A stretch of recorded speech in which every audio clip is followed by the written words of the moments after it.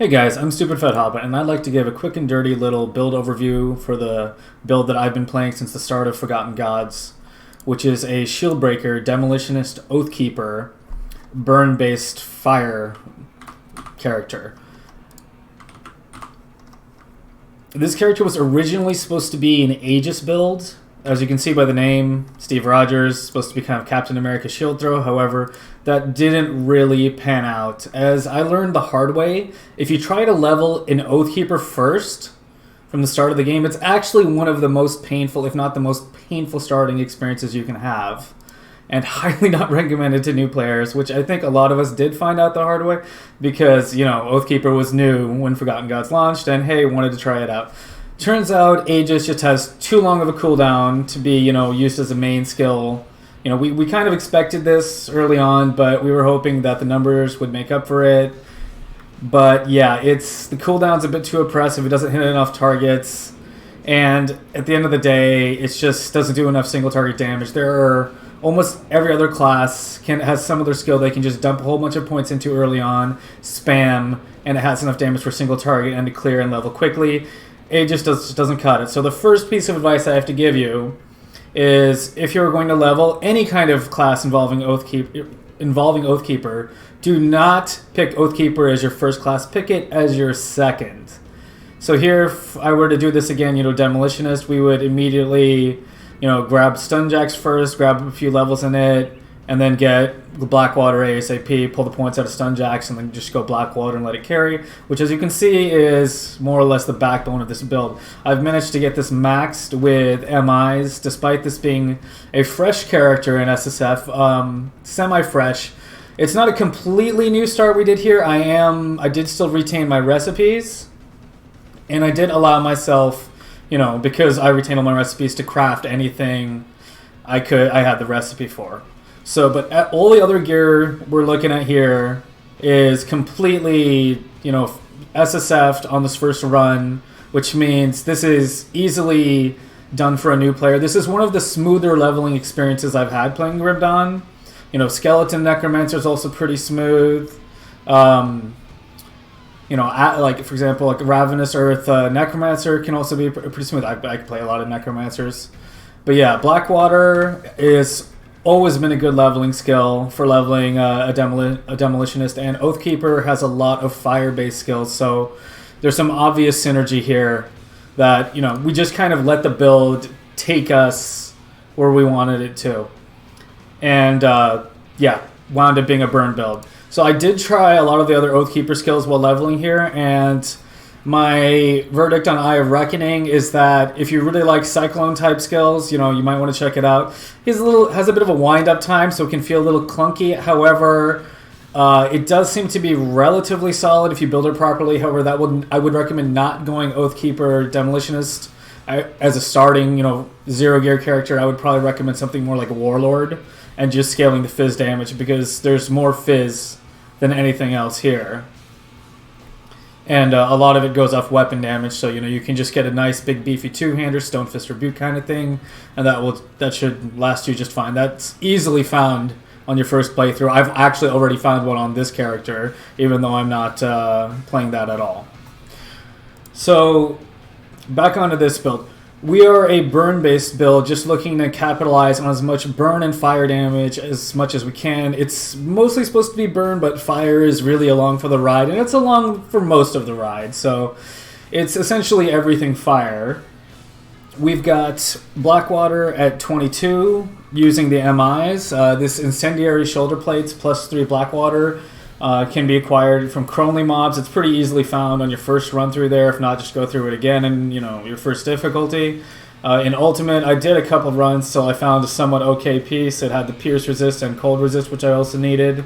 So this allowed me to shuffle around my augments a good bit, and I managed to get up to the buff's on. We were at 13.4k HP with 2k OA, 2k DA in 2.2k OA. On, as I said, a character that's essentially completely fresh and isn't even finished leveling. We're currently in Homestead, progressing pretty smoothly through Ultimate, and I can say that this character's going to handle the rest of the content fairly easily. I would like to beef up a little bit before going into the deeper Mammoth content, especially. The Forgotten Gods content I found is actually quite a bit smoother and pretty enjoyable to play. However, the stuff at the end is either fire resist or a little bit tanky. I'm actually not quite sure because this is the first character I've played since Forgotten Gods came out, and I'm playing a fire build, so that stuff's a little bit rougher. But there's plenty available to farm here, not to mention the dungeons available and the Nemesis. So we're gonna get this character geared up a good bit more before we go into like the hardest stuff of the game. Whoops, not that. I've got the Grim tools over here. This is going to be in the YouTube comments for anyone who actually wants to look at the build in detail. As far as what the gear actually looks like right now, as I've already talked about the shoulders, we've got this Flesh Warp Defender drops from, what was it, the Ethereals, in Act 3. And I think they drop from the Necropolis ones too. I don't think they drop from the Mammoth Ethereals because that's a completely different type of Ethereal. It's Ethereal Vanguard. But I got this in normal and again in an ultimate in Act 3.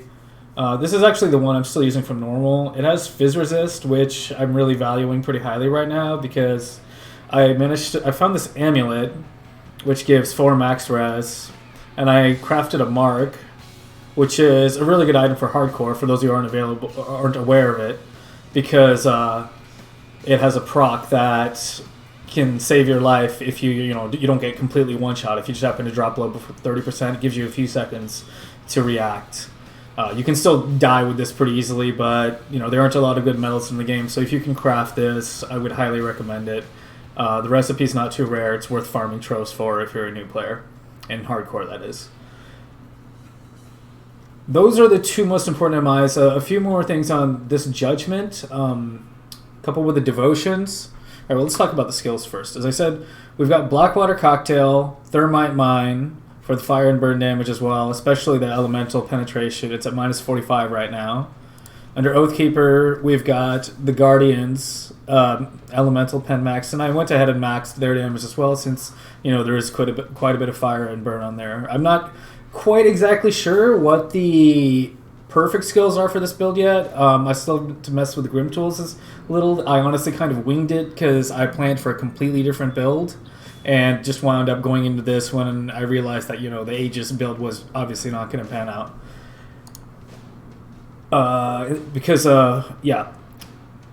This turns out Canister Bomb actually has quite a bit of burn damage when scaled up, especially to max level, more than anything else. So something like Canister Bomb might actually be better than some of the stuff I have here. And Aegis actually has a lot of burn damage on the third part, so I might wind up speccing back into that as well, especially because I'm kind of committed to a shield. So back to what I was originally talking about, which was the Judgment coupled with the Devotions. So Judgment is this Nova right here that just kind of sucks everything toward you. And with the shield, which reduces the cooldown by 1.5 seconds, a 5-second cooldown becomes a 3.5-second cooldown. And I have this coupled with Meteor Storm, which happens to also be a 3.5-second cooldown. So it turns out when they're coupled, as you can see right here, it's a 100% chance on attack. Which means every single time I Judgment, everything gets vortex towards me and then gets bombarded by Meteor Storm. It's pretty effective for clearing. It applies a bunch of burn for bosses as well, and we just stack the burns from everything else. You've got Blackwater Cocktail.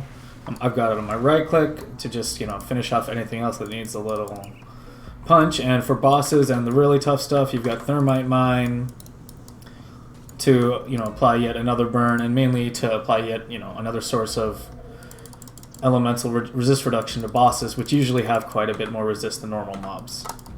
So as far as Devotions go, we've got Meteor Shower, clearly.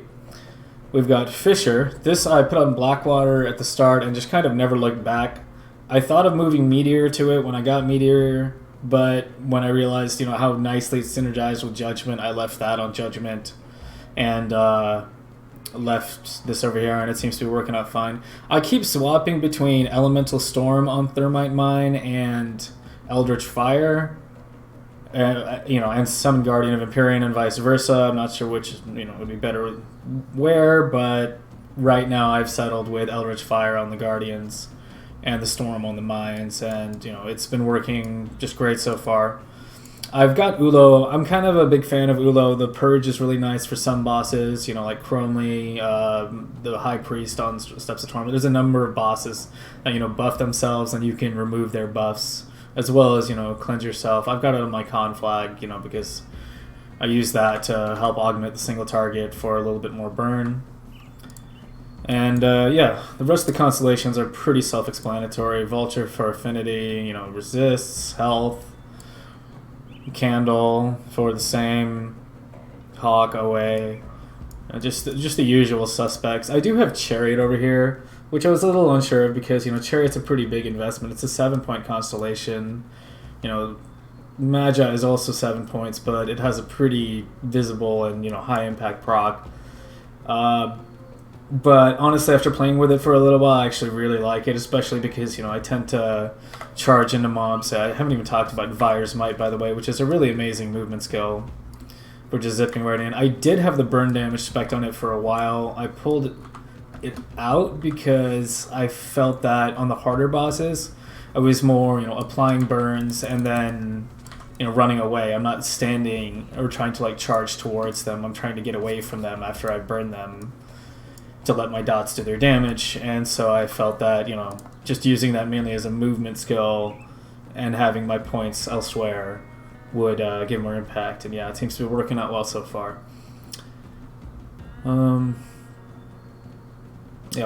other movement thing, the new emblem of the Charging Bull, Rush from Cult of the Soleil, basically gives the same thing as charge. I haven't really messed with the other ones too much, but I like having something that's pretty much the same as my other charge. It's a little shorter range, but it just gives you a little bit extra distance when you need it, or you can charge in and charge out. Works pretty well. Other important gear, this is mostly everything I've found besides the metal, which is crafted, and the relic, which is crafted. Everything else was found. We've got lucky, got this chest, +3 Blackwater, +3 Thermite Mine, +1 demo on our pistol. I tried to find a better shield, but I couldn't, and now I'm kind of leaving that first part where they drop, so I'll try to find another one in the Necropolis. Decent, but, not that great gloves, but they give me what I need. These boots are pretty nice. High health, move speed. I wish they had resist, but, they give so much health that I really didn't want to drop them, even when I did find better resist boots. And it took a little resist juggling, but we got it sorted out. And actually, thanks to this amulet, we're looking at 90 fire, 87 elemental resists, 84 on most others, 86 because of the Aether auras, 84 chaos, which is actually pretty nice because this combo Shieldbreaker doesn't have a huge amount of HP. For the trees, it's got some from Oathkeeper, but it's nothing like Shaman or Necro. So getting more mitigation where we can, again, now you can see why I was saying I value the Fizz resist, because my resists are high, so the Fizz resist gives me mitigation where I'm most lacking it. So and because I'm probably going to get asked in the comments about it, the mod that is coloring all the text is called Grim Dawn Item Filter. I will put a link in the YouTube comments as well. I believe that more or less covers everything. So Shieldbreaker, Demolitionist Oathkeeper. There's a lot of good builds you could do with this combo. This is just one of them.